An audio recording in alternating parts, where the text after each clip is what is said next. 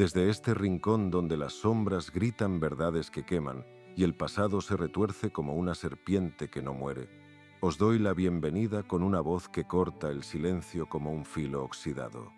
Esto es Abismo Challenger, un pozo sin fondo donde nos hundimos en lo prohibido, donde las preguntas apuñalan y las respuestas se desangran en la oscuridad.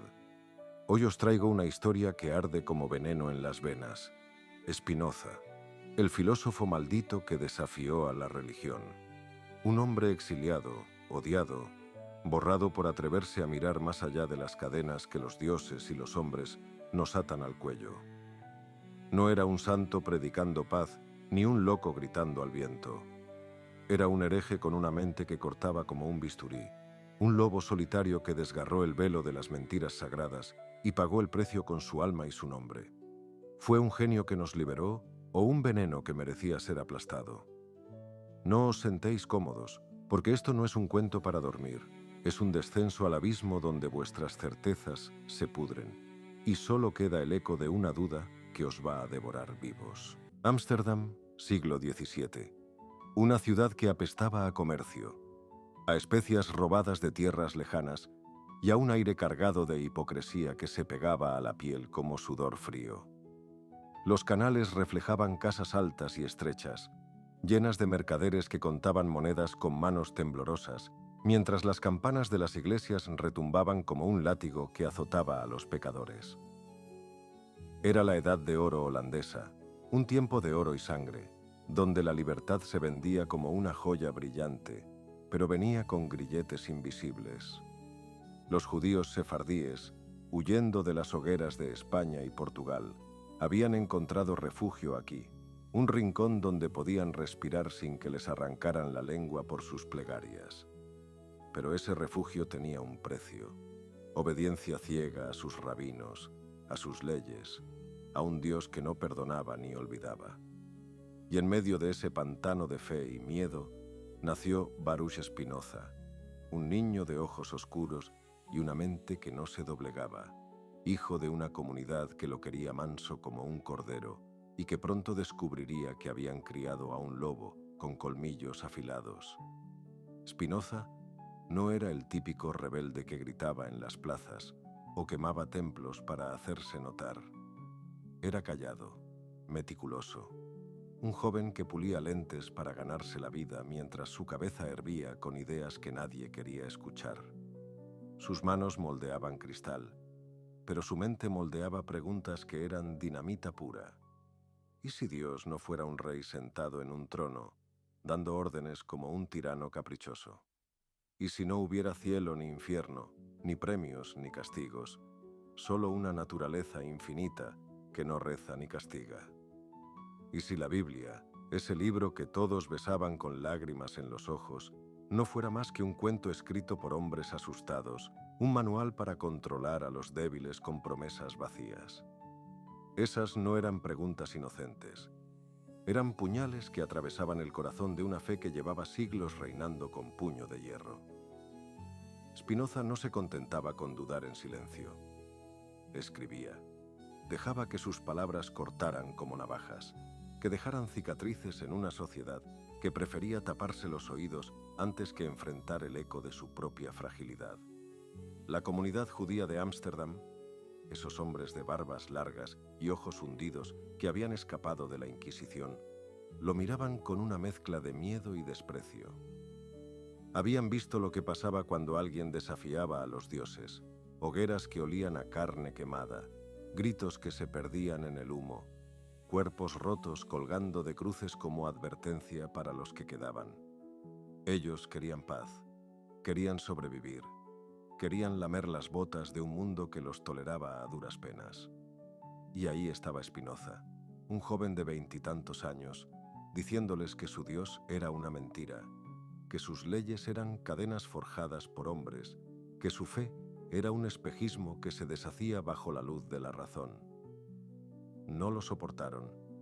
En 1656, con el aire cargado de un silencio que cortaba como hielo, lo arrastraron al sinagogue y soltaron el martillo. Herem, excomunión total. Un destierro que no solo lo echaba de la comunidad, sino que lo marcaba como un cadáver ambulante, un hombre que no debía ser tocado, hablado, ni mirado por nadie que quisiera seguir vivo en el mundo de los justos. El documento era un grito de furia envuelto en palabras sagradas. Lo acusaban de abominaciones, de herejías que hacían temblar los cimientos de su fe, de ideas tan venenosas que podían pudrir almas enteras. No dieron detalles, no necesitaban pruebas. El miedo era suficiente para condenarlo. Spinoza, con una calma que debía helarles la sangre, no se defendió, no suplicó, no lloró como esperaban. Se limitó a irse, a caminar solo por calles que ahora lo miraban como a un leproso, a un traidor, a un monstruo que había osado morder la mano que lo alimentó. Pero aquí está el veneno que os va a quemar la garganta. ¿Era un mártir de la verdad o un arrogante que se buscó su propio exilio? Porque no se detuvo ahí. Siguió escribiendo, siguió cortando, siguió desafiando, como si el Erem fuera una medalla y no una maldición. Su tratado teológico-político, publicado años después, fue una bomba que explotó en la cara de todos: curas, rabinos, reyes. Un libro que decía que la religión era un invento humano, un látigo para azotar a los que no podían pensar por sí mismos, una jaula para encerrar a los libres. Y mientras las iglesias temblaban y los poderosos afilaban sus cuchillos, Spinoza vivía solo, en cuartos oscuros y fríos, puliendo lentes y tosiendo sangre por una salud que se le escapaba entre los dedos.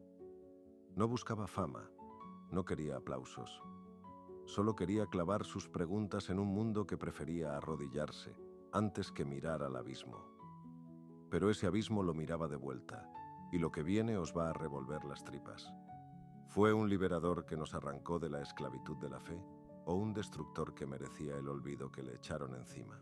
Spinoza no era un filósofo de esos que se pasean por salones perfumados, recitando palabras bonitas para que los ricos les tiren monedas. Era un paria, un hombre que vivía al borde de todo, de la sociedad, de la fe, de la vida misma.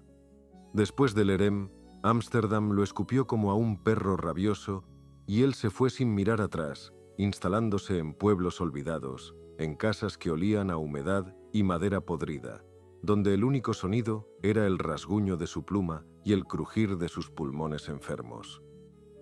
Pulía lentes para comer, un oficio que le llenaba las manos de polvo y los ojos de cansancio, pero su mente no descansaba, no se rendía, no se callaba.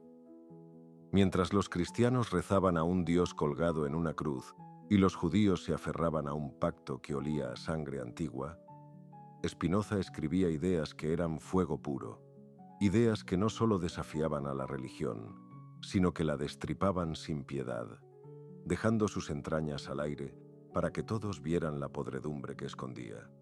Su gran golpe, su navaja más afilada, fue el Tratado Teológico-Político, un libro que salió en 1670 como un lobo suelto en un corral de ovejas.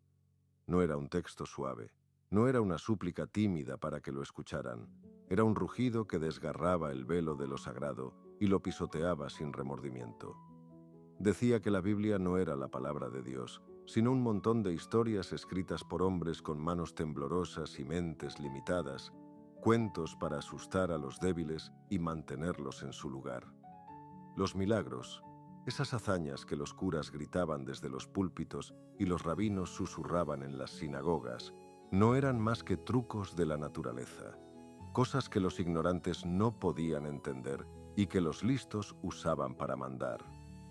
La religión, decía Spinoza, no era un camino al cielo, era una herramienta de poder, un látigo en manos de reyes y sacerdotes para azotar a los que no se arrodillaban lo bastante rápido. Y no se detuvo ahí, soltó que el Estado debía ser libre de las garras de la fe, que la razón debía mandar, no las supersticiones de viejos barbudos que hablaban con fantasmas. Eso no era filosofía tranquila, era una declaración de guerra. Los teólogos, esos guardianes de lo divino con sus túnicas negras y sus ojos llenos de furia, lo leyeron y sintieron que el suelo se les abría bajo los pies. Los curas católicos lo llamaron demonio. Los protestantes lo acusaron de ateo. Los judíos lo maldijeron otra vez como si el primer herem no hubiera sido suficiente. En las tabernas, los hombres escupían su nombre entre tragos de cerveza agria. En los palacios, los nobles susurraban que había que quemar sus libros antes de que el pueblo empezara a escuchar. Y no eran solo palabras vacías. Sus ideas eran un ácido que corroía los cimientos de un mundo que se sostenía con rezos y miedo. Porque si Dios no era un rey con un látigo, si no había infierno esperándote por pensar demasiado, si la Biblia era solo papel y tinta, entonces ¿qué les quedaba a los que mandaban? ¿Cómo iban a mantener a las masas temblando, con las rodillas en el suelo y las manos vacías? Pero aquí está el puñal que os va a clavar en el pecho. Spinoza no solo desafió a la religión, desafió a Dios mismo, o al menos a lo que todos llamaban Dios. En su Ética, un libro que escribió como si fuera una ecuación fría y perfecta, soltó una bomba que todavía retumba. Dios no es un barbudo en el cielo que te mira y te juzga. Dios es todo. Es la naturaleza misma, un infinito sin cara ni voluntad que no reza, no castiga, no ama. No hay un creador separado del mundo. No hay un Padre celestial que te acaricie o te queme. Solo hay una sustancia eterna que fluye en todo, desde las estrellas hasta el barro bajo tus pies. Eso no era ateísmo puro. No era decir que Dios no existe. Era peor. Era decir que el Dios que adoraban, el que les daba consuelo y miedo, era una mentira, un muñeco de trapo que los hombres habían vestido con sus propios miedos y ambiciones. Para Spinoza, rezar era gritarle al viento, los rituales eran teatro vacío, y las iglesias eran jaulas para los que no podían soportar la verdad desnuda. Los poderosos temblaron, porque si la gente se tragaba eso, si empezaban a ver a Dios como una fuerza ciega y no como un juez con un libro de castigos, el juego se acababa. Los reyes que decían gobernar por mandato divino se quedaban sin corona. Los curas que vendían perdones se quedaban sin negocio. Las masas que trabajaban y morían por una promesa de cielo se quedaban con las manos vacías y los ojos abiertos. Spinoza lo sabía, y no le importaba. Escribía con una calma que era casi insultante, como si no le diera miedo el infierno que le prometían, como si supiera que sus palabras iban a sobrevivir a las hogueras y los insultos. Y sobrevivieron, pero a un costo que os va a revolver las tripas. Lo llamaron monstruo, lo banearon de ciudades, lo condenaron al silencio mientras vivía, y cuando murió en 1677, con los pulmones destrozados por el polvo de las lentes y la tuberculosis, su tumba ni siquiera llevó su nombre completo, como si el mundo quisiera borrarlo hasta de la tierra. ¿Y qué dejó atrás? Un puñado de libros que casi nadie entendía, unas ideas que eran demasiado grandes para un mundo demasiado pequeño, y una sombra que todavía nos persigue. Porque Spinoza no era un héroe de capa y espada, no era un mártir que murió gritando por la libertad, era un lobo que mordió hasta el final, un hombre que vio el abismo y no pestañeó. Pero aquí está la pregunta que os va a quemar vivos. ¿Valió la pena? ¿Valió la pena que lo exiliaran, que lo odiaran, que lo enterraran como a un perro, solo para que nosotros, siglos después, tuviéramos sus palabras como un cuchillo en la mano? ¿O fue un idiota arrogante que se creyó más listo que todos y se ganó el olvido que le echaron encima? Porque sus ideas no derribaron iglesias ni tumbaron tronos. Los curas siguieron rezando, los reyes siguieron matando, y el pueblo siguió arrodillado, como si Spinoza nunca hubiera existido. Entonces, ¿qué fue? ¿Un genio que nos dio una linterna para salir de la cueva? ¿O un loco que gritó al vacío y se ahogó en su propia voz? Y no os vayáis todavía, porque esto se pone más oscuro, más retorcido, más afilado. Spinoza no solo atacó a la religión, atacó al poder que la usa como un escudo. Decía que el Estado debía ser libre, que la democracia verdadera no podía vivir con las cadenas de la fe, que los hombres tenían que pensar por sí mismos o seguir siendo esclavos con otro nombre. Eso era dinamita en un siglo donde los reyes se bañaban en oro y los curas bendecían las guerras como si fueran santas. Los que mandaban lo vieron como un cáncer, un veneno que había que arrancar antes de que se extendiera, y por eso sus libros fueron prohibidos, quemados, escondidos como si fueran peste pura. Pero el daño ya estaba hecho.